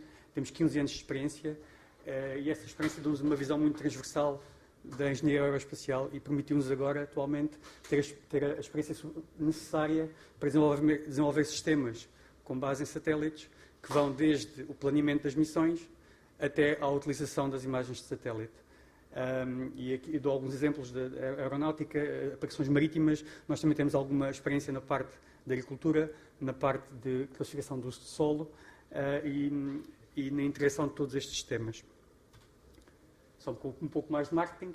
Realmente, o nosso core business é realmente o espaço. Comprová-lo e a nossa capacidade de fornecer estes sistemas, temos o Deimos 1 e o Deimos 2, que são 2 satélites lançados pela Deimos, um de alta resolução e um de muito alta resolução. Temos realmente mais de 200 pessoas a trabalhar nesta área e cerca de 15 anos de experiência em projetos da ESA, da NASA, da Comissão Europeia. E esta experiência deu-nos uma perspectiva muito transversal, tal como disse, e principalmente a nossa experiência no desenvolvimento do segmento terrestre para processamento de imagens de satélite, deu-nos uma visão do que é que seria necessário para implementar serviços com base em imagens de satélite, aquilo que são chamados os downstream services.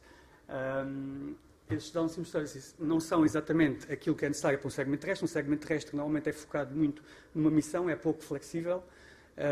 Os serviços precisam de requisitos muito mais flexíveis e nós tentámos começar a implementar este tipo de infraestruturas com base em infraestruturas de cloud e com interfaces web para processamento massivo de dados, e isso é cada vez mais um requisito das comunidades, principalmente quando temos dados como os Sentinel e os Copérnicos, que geram quantidades massivas de dados muito difíceis de gerir em ambientes desktop. Então, um bocadinho quais são os principais requisitos necessários para implementar um serviço com base em imagens de satélite. É, obviamente, ser capaz de descobrir e aceder os diferentes datasets que são necessários, não só os datasets, imagens de satélite, mas também os datasets auxiliares. Só forem precisos dados de validação, é preciso que eles estejam disponíveis. É necessário criar um ambiente onde se possa desenvolver os algoritmos para criar valor acrescentado sobre os dados, obviamente. Isto normalmente é o desktop com as diferentes libraries de desenvolvimento, como o Python, como o GDAL, como o QGIS, todos esses softwares de open source que disponibilizam libraries que podem ser utilizadas para manipular a informação dos dados de satélite, e isso tem que ser replicado nestas infraestruturas de cloud. Depois é necessário, não será necessário para todos, mas para uma parte dos usuários, escalar o processamento de imagens e ser capaz de processar volumes massivos de dados. Isso é, como eu disse, mais premente agora com o Sentinel e o Copérnicos. E depois algumas características, alguns requisitos que não são essenciais, mas são interessantes, dar capacidade de visualização e data analytics a quem produz os dados e permitir haver um link, se possível, com os utilizadores finais desses serviços, de forma a que os serviços que estão a ser feitos respondam realmente a necessidades reais desses utilizadores finais e que realmente as decisões possam ser fundamentadas nessa informação. Como é que nós podemos ajudar a realmente utilizar a nossa experiência para desenvolver em parceria sempre com outros parceiros, porque são sistemas muito complexos, e cada um dos nossos parceiros tem uma expertise diferente, e essa expertise vai desde a implementação dos diferentes componentes, como o catálogo, como os interfaces web, como os harvesters de dados. Todos estes componentes são produzidos por diferentes entidades, mas também o conhecimento temático de cada área, land use, land cover, agricultura, aplicações marítimas. Portanto, é todo um ecossistema de parceiros que nos ajudam a trazer estes sistemas de suporte, estes serviços de suporte para a criação de serviços EO. Tem este conjunto de requisitos que vem um bocadinho responder àquilo que eu vos tinha dito no slide anterior. Eu não vou agora voltar a repisá-los, digamos assim. Então, tentar explicar agora um bocadinho o nosso caminho que nós temos estado a fazer para desenvolver esta infraestrutura. Começámos em 2012 com um projeto, um H2020, que se chamava SENSIF, Sentinel Synergy Framework, que se prolongou até 2015, e onde nós ganhámos a experiência. Somos, pelo menos pelo nosso conhecimento, a primeira plataforma europeia daquilo que é chamado, que o Hugo falou sobre o Big Data. Na altura, os Sentinel ainda estavam a ser desenvolvidos, ainda não estavam em órbita, ainda não havia imagens Sentinel, mas o principal objetivo era realmente dar caminho realmente ao uso do Sentinel e ter um acesso mais fácil aos dados Sentinel para as pessoas que estavam a desenvolver os serviços a jusante. E a infraestrutura era essencialmente um catálogo que fornecia acesso aos diferentes datasets, Landsat, Envisat. No final do projeto, algum acesso a dados Sentinel, porque os dados Sentinel foram disponibilizados em 2014, se não me engano. Depois na infraestrutura cloud havia um sistema de máquinas virtuais onde era possível a cada pessoa desenvolver o seu algoritmo. Aqui havia algum suporte da parte das equipas que estavam a desenvolver o serviço com com os experts dessa área, porque pensar num serviço, numa infraestrutura cloud é diferente de pensar num serviço numa infraestrutura desktop. Ter a partir da paralisação é uma coisa que requer algum trabalho e nós trabalhávamos em conjunto com esses serviços para conseguir implementar o serviço compatível com uma infraestrutura cloud. Dávamos alguns toolkits de ferramentas baseadas em open source, Gdal, Python, QGIS, o Snap Toolbox, numa fase posterior. Todos estes toolkits eram facultados às pessoas que estavam a desenvolver o serviço, obviamente adaptados à realidade cloud, porque nenhum destes toolkits permite um processamento, ou está pensado para um processamento em paralelo. E nós adaptávamos o toolkit para que assim fosse. E tentávamos ao máximo ser agnósticos a nível das infraestruturas cloud na qual estávamos a implementar o serviço. Isto foi feito em desenvolvimento muito com a Terra2, que é uma empresa italiana em que os dois principais sócios são portugueses, e que foi uma spin-off que veio da ESA. Haviam 7 serviços que estavam a trabalhar connosco e que tentavam cobrir um bocadinho as áreas temáticas dos serviços copérnicos, não todos, mas alguns, estão lá enumerados. Eles testaram as capacidades do sistema, ou seja, se realmente aquilo dava resposta àquilo que eles necessitavam. Permitiu-nos a nós ter uma lista de requisitos bastante extensa sobre o que é que este tipo de infraestruturas necessitaria para ser utilizada. Houve um feedback sobre a framework e permitiu-nos ter uma primeira experiência hands-on na integração deste tipo de serviços. Estamos a falar de serviços de monitorização de recursos hídricos, de classificação do uso de solo multitemporal, de suporte à agricultura, de diferentes serviços com diferentes requisitos e que estavam a ser implementados pela primeira vez numa infraestrutura deste género e como tal, foi bastante útil para nós e para a nossa experiência esta informação.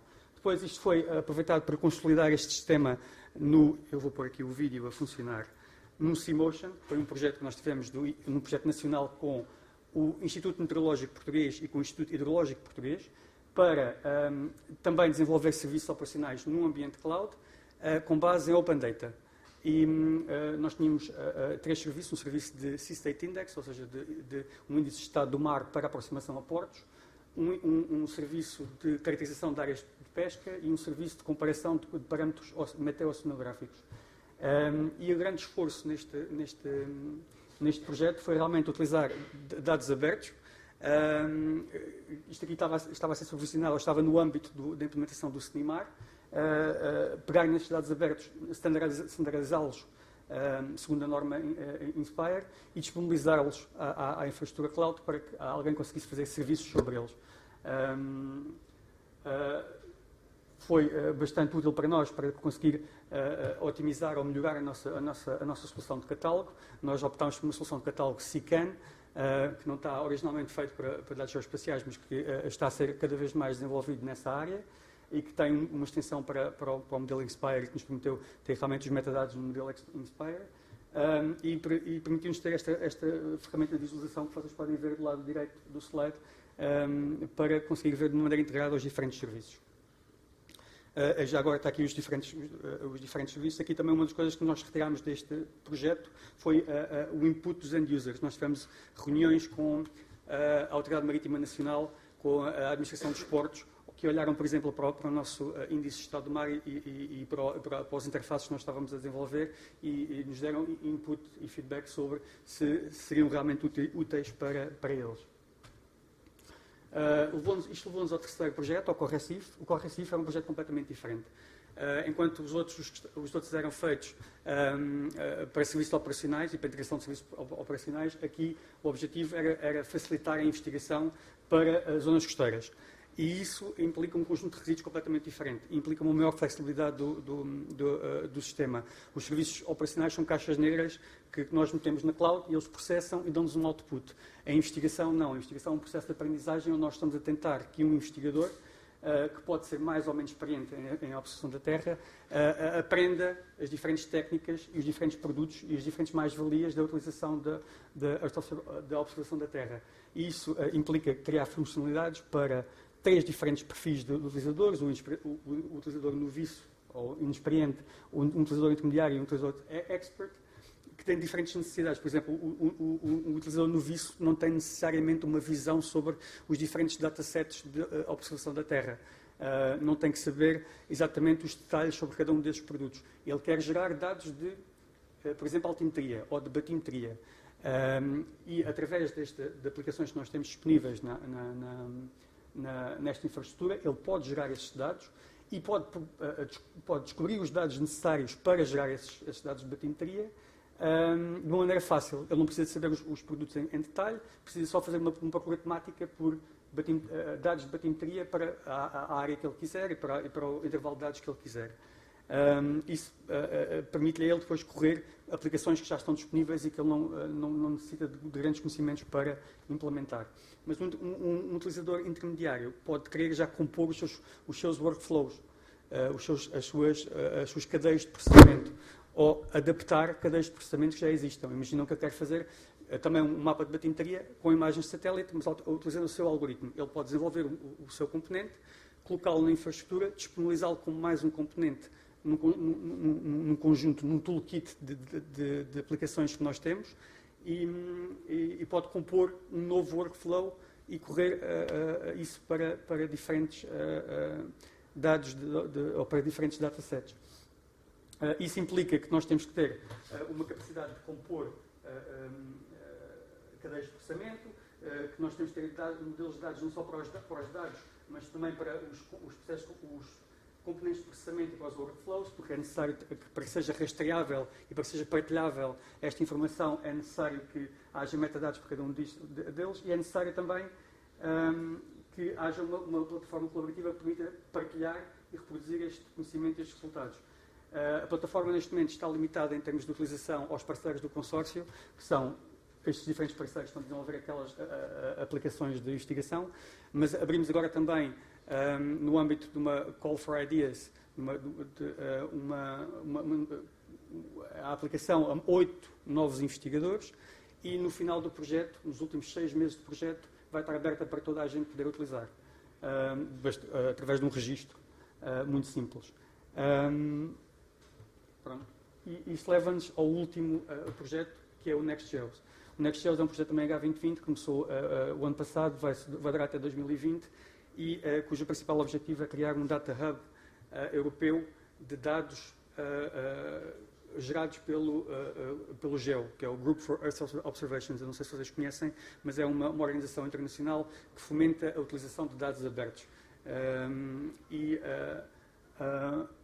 A Deimos está a coordenar um consórcio de 27 parceiros para implementar um data hub europeu, que basicamente é um pouco a tentativa da Comissão Europeia de afirmar as coleções de Sentinel, de Copérnicos, todas aquelas coleções de dados de satélite que estão a ser gerados atualmente nesta comunidade. Para nós e para a infraestrutura que nós estamos a tentar desenvolver, isto implicou um esforço enorme em termos de escalar a nossa capacidade de processamento e de standardizar as nossas interfaces. Estamos a falar de uma escala em termos de diversidade de datasets muito grande, que vão desde datasets de observação da Terra a datasets in situ e, por exemplo, a dados de ciência cidadã. Todos estes datasets vão ser integrados através de interfaces protocolados, obviamente, todos aqueles interfaces protocolados que foram falados já várias vezes nas apresentações destas diferentes sessões. Isso implicou realmente um grande esforço de standardização das nossas interfaces e permitiu também desenvolver um conjunto de sistemas periféricos bastante interessantes para o utilizador. Por exemplo, nós monitorizamos a nossa qualidade de serviço e disponibilizamos essa qualidade de serviço aos utilizadores através de aquilo que nós chamamos de KPIs, Key Performance Indicators, que são indicadores como, por exemplo, a quantidade de dados descarregados por uma determinada aplicação, o número de datasets utilizados nessa aplicação, uma série a velocidade de download desses mesmos dados, a velocidade de download dos diferentes data providers para que possa comparar e escolher o data provider melhor para uma determinada altura. Tudo isso é fornecido pela plataforma. Além disso, estamos a desenvolver, não somos nós, novamente está uma parceria enorme, são 27 parceiros, mas há uma universidade em Barcelona que está a desenvolver um mecanismo de user feedback, em que a lógica é que quem utiliza os dados possa dar feedback sobre estes dados, se eles são bons, se eles são maus, e permita assim que isso faça parte, de alguma forma, dos metadados desses datasets e tornar aquilo um documento vivo da utilização dos dados. Os pilotos, diferentes pilotos, têm um foco nos SDGs, têm diferentes níveis de readiness, de prontidão, digamos assim, e por isso testaram bastante os requisitos do nosso sistema. E pronto, e foi também uma oportunidade de ter as comunidades de utilizadores de cada uma destes pilotos que testam as capacidades da plataforma envolvidas no desenvolvimento da plataforma e a dar feedback para a plataforma. Estão aqui os diferentes pilotos, abordam diferentes áreas e têm diferentes escalas, só para dar aqui uma visão muito geral. E então, só para concluir, realmente tentar dizer que estes tipos de sistemas e serviços devem ser desenvolvidos em colaboração muito estreita entre quem está a desenvolver o sistema, os catálogos, as interfaces web, as infraestruturas cloud, todos estes diferentes componentes, as pessoas que estão a desenvolver estes diferentes sistemas devem estar a falar constantemente com quem quer desenvolver os serviços de Land Use Land Cover, os serviços de agricultura, os serviços de aplicações marítimas, todos esses serviços que estão a ser, e depois também com quem vai utilizá-los. Todos estes devem estar integrados neste ecossistema e devem estar, de alguma forma, a contribuir para que ele seja desenvolvido.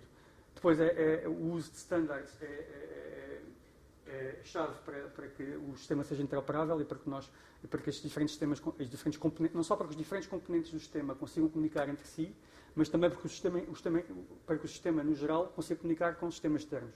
Isso é óbvio e permite-nos ser agnóstico em termos de os cloud providers, permite-nos ter interfaces comuns para os diferentes componentes desenvolvidos por diferentes instituições e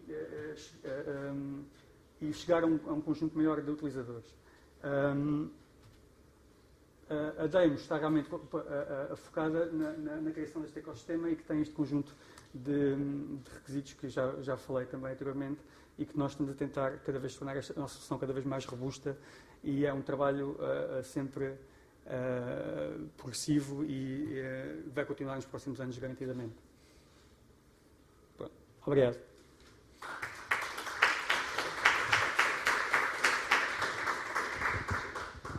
Muchas gracias, Nuno. ¿Hay alguna pregunta? Yo tengo una pregunta. Cuando has dicho que NextGeos estabais estandarizando la interfaz, ¿a qué te refieres? ¿Se proporcionan los datos mediante servicios OGC? O... Sim, a OGC faz parte do consórcio e nós estamos a trabalhar com eles, obviamente, para que todos os interfaces que nós estamos a utilizar, e são interfaces desde a parte dos metadados à parte dos diferentes serviços que estão disponibilizados. Por exemplo, toda a parte de ciência cidadã e dos estándares utilizados para incluir esses dados de ciência cidadã no sistema estão a seguir os estándares definidos pela OGC. Há um conjunto de estándares que estão a ser incluídos na plataforma, sim. E a colaboração próxima com a OGC, obviamente, facilita todo esse processo. Muchas gracias. ¿Alguna pregunta más? Pronto. Nada más, só dizer que é muito interessante de ver que estão a desenvolver num bom sentido.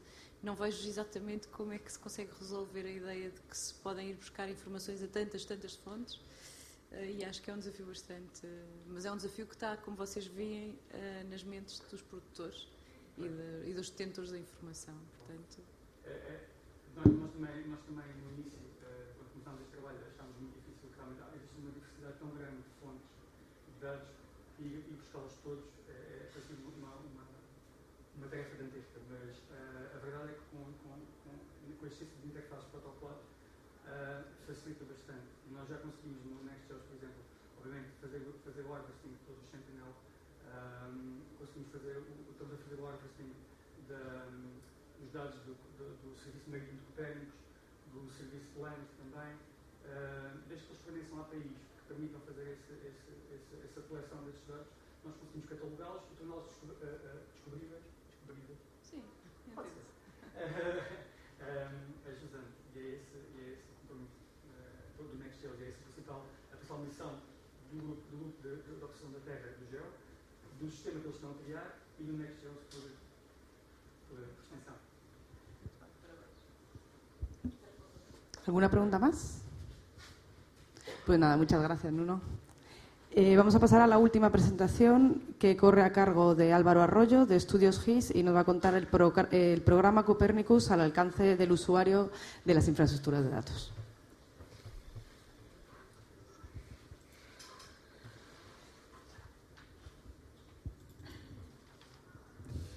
Bien, buenas tardes. Voy a ser breve porque es la última y me imagino que estamos todos un poco cansados. Bueno, como me han presentado, efectivamente soy Álvaro Arroyo y la ponencia se denomina el programa Copernicus al alcance del usuario de las ICES. La ponencia está articulada en tres breves capítulos: el programa Copernicus y sobre todo el Sentinel-2, la constelación Sentinel-2 o los satélites Sentinel-2, la descarga y tratamiento de imágenes Sentinel-2 y la difusión de productos Sentinel-2 a través de las ICES, ¿no? Que sería la propuesta que queríamos lanzaros. Bien, bueno, el programa Copernicus, me imagino que todos los conocemos, pero es un programa que se posiciona como el programa de observación de la Tierra más ambicioso de la historia, y así realmente lo es. Está diseñado para proporcionar información precisa, actualizada y de fácil acceso. Luego veremos si eso es así o no. El objetivo es gestionar mejor el medio ambiente y monitorizar y mitigar el cambio climático y reducir o garantizar la seguridad de los ciudadanos. Los beneficios, la carta de los Reyes Magos que ellos mismos definen es que entre los beneficios y aplicaciones del propio programa Copernicus pues estaría la agricultura, el cambio climático, el desarrollo y cooperación, energía, medio ambiente, planificación urbana y regional, etcétera, etcétera, etcétera. Vale. El programa Copernicus está formado por una constelación de satélites denominada Sentinel. El Sentinel-1, bueno, es radar, son imágenes de radar. No voy a entrar mucho en ellos, y más deciros que, por ejemplo, nosotros el Sentinel-1, la información de radar lo utilizamos para un inventario de patrimonio arqueológico, para detectar patrimonio arqueológico en el Sáhara, y que, entre otras muchas cosas, las imágenes de radar son bastante potentes y la verdad es que merecen la pena. Pero en lo que quería centrar la ponencia es en el Sentinel-2. El Sentinel-2, bueno, luego hablaremos, está el Sentinel-2A, 2B, en fin. De los que están en órbita en estos momentos, hay 5 de ellos: el Sentinel-1, el 2, el 3 y el 5. Y, como decía, quería centrarme en el Sentinel-2. Básicamente, todos sabemos que es el Sentinel-2A y el B. El 2A fue lanzado en junio de 2015. El B es de marzo de 2017. Respecto a la resolución temporal, son 10 días. Lo que pasa es que, como son cubren toda la cobertura terrestre cada 10 días, y son 2, pues combinando son 5, por tanto tenemos una resolución temporal de 5 días, combinando los dos. La resolución espacial en función de las bandas que utilicemos son 10, 20, 60 metros, vamos a decir que son 10, y la resolución espectral son 13 bandas. Ahí tenéis un esquema de las 13 bandas. El espectro visible tenemos la primera, la segunda y tercera y cuarta. El cercano, el infrarrojo cercano estarían las bandas 5, 6, 8, 8A y 9, y el 10, 11 y 12. Bueno, son 13, pero bueno, están numeradas así. Estarían ya en el infrarrojo medio. Teóricamente, cada una de las bandas está pensada o está orientada a diferentes aplicaciones, y simplemente con el Sentinel-2 hay un montón de aplicaciones obviando el Sentinel-1, el LADAR y demás, hay un montón de aplicaciones, desde agricultura y silvicultura, seguimiento de cultivos, predicción de cosechas, estado de vegetación, gestión y protección de recursos forestales, deforestación, detección de cambios, etcétera, etcétera, monitorización de humedades.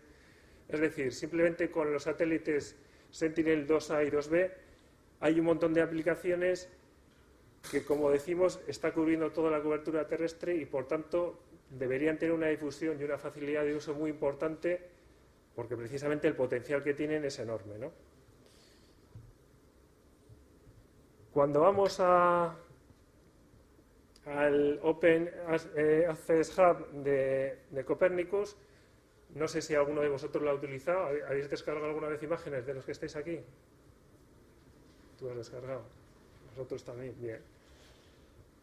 Bueno, básicamente lo que uno hace es registrarse y elegir la fecha y la zona. Una vez que lo ha hecho, bueno, tiene una serie de herramientas de visualización que podemos ver. Bueno, te sale el resultado de posibles imágenes, tienes la posibilidad de visualizarlo y luego extraías la descarga. Estas imágenes, el problema que tienen es que, por un lado, tiene una corrección geométrica muy buena, pero no están corregidas atmosféricamente, es decir, tiene un nivel 1C. Para corregirlas a un nivel 2A, también es cierto que hasta hace poco, porque esto, como voy a explicar, ha cambiado hace poco, hay diferentes programas. Uno de ellos es el Send2Core, que es un programa que funciona sobre Windows, que no es muy intuitivo, y otro sería el de la propia Agencia Espacial Europea, que es el Sentinel-2 Toolbox. En cualquiera de los casos son programas que requieren de determinados conocimientos técnicos, etcétera, etcétera.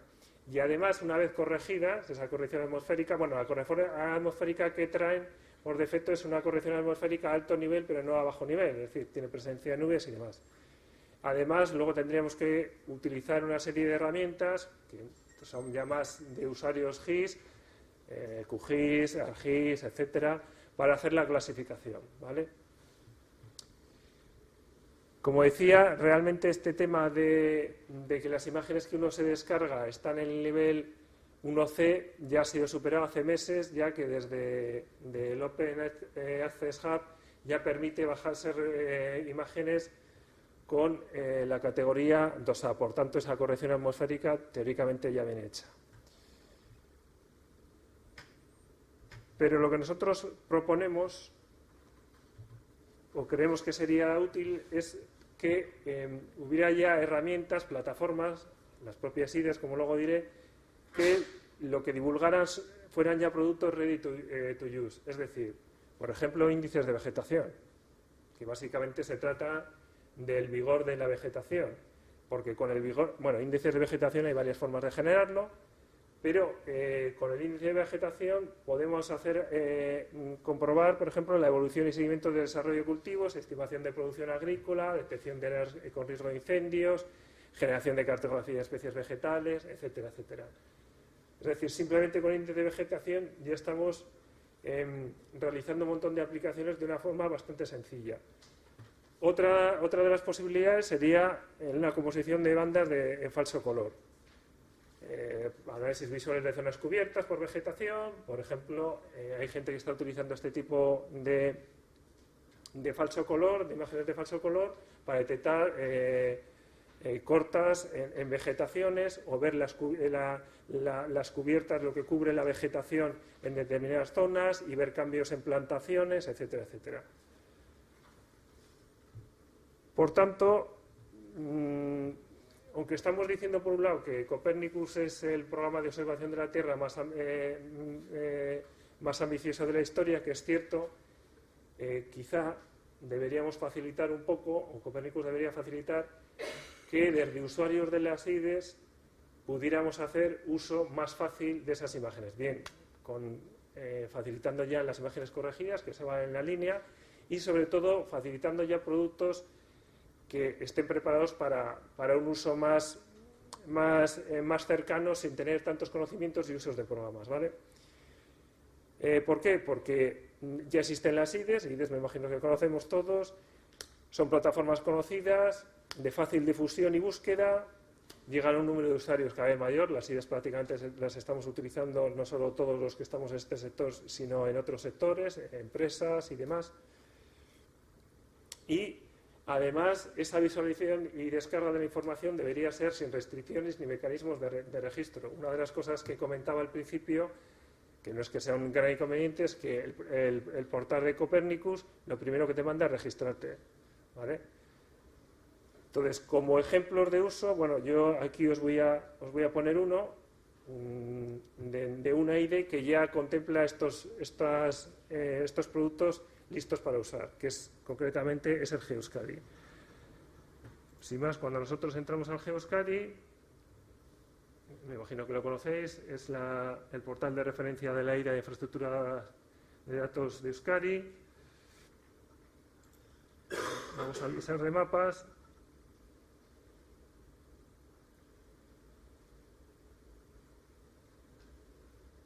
Debería ir un poquito más rápido.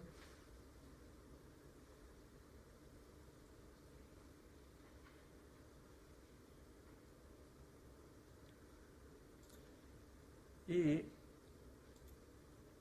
en imágenes de satélite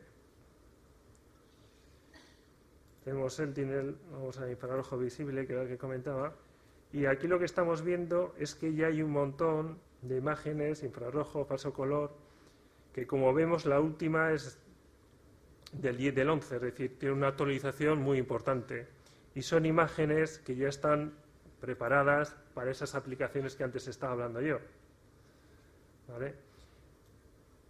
Si tuviéramos índice de vegetación, si en el resto de IDES tendríamos accesible este tipo de información, desde luego facilitaríamos mucho el uso de las imágenes de Copernicus, que, como decía, realmente es un proyecto muy importante, muy ambicioso y que se obtiene información muy valiosa para un montón de aplicaciones. Y sin más, era un poquito lo que os quería comentar. Y bueno, sin más, agradecer a mis compañeros Izaskun y Íñigo, que son los que han colaborado conmigo en la elaboración de esta ponencia. Y estoy a vuestra disposición por si queréis hacerme alguna pregunta. Creo que he sido breve.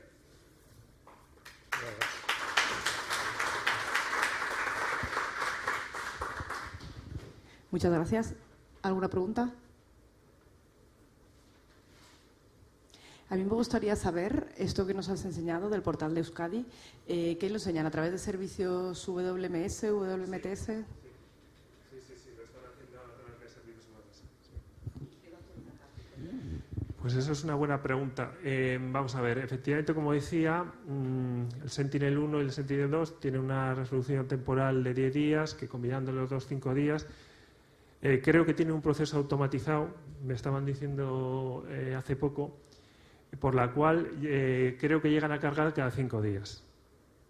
Creo que llegan a cargar 5 días, aunque si uno entra a veces detecta que hay más espacio temporal, pero la verdad es que es una información muy útil porque, ya digo, se está utilizando para cosas como tan obvias como podría ser detectar podas ilegales, cambios en el terreno, plantaciones que igual no están regladas respecto a determinado. O sea, la verdad es que tanto índice de vegetación como falso color, como otro tipo de imágenes son muy útiles, muy útiles. Pero claro, estaría muy bien, que es un poco la propuesta que hacemos nosotros desde nuestra modestia, que estarían en las IDES, que se estaría facilitando esa información y demás, porque es un proyecto muy ambicioso, pagado con fondos europeos, que abarca todo en la cobertura terrestre, y es como que nos hemos quedado un poco ahí y sin más es ir un poco más allí. Yo entiendo que bueno, que hay que tratar esas imágenes, cada vez que vemos que menos, porque ya creo que hace unos meses, desde mayo y demás, ya vienen con un nivel L2A, con lo cual tiene una corrección atmosférica mejor, pero son imágenes muy potentes y tienen un montón de aplicaciones, ¿Alguna pregunta? Sí.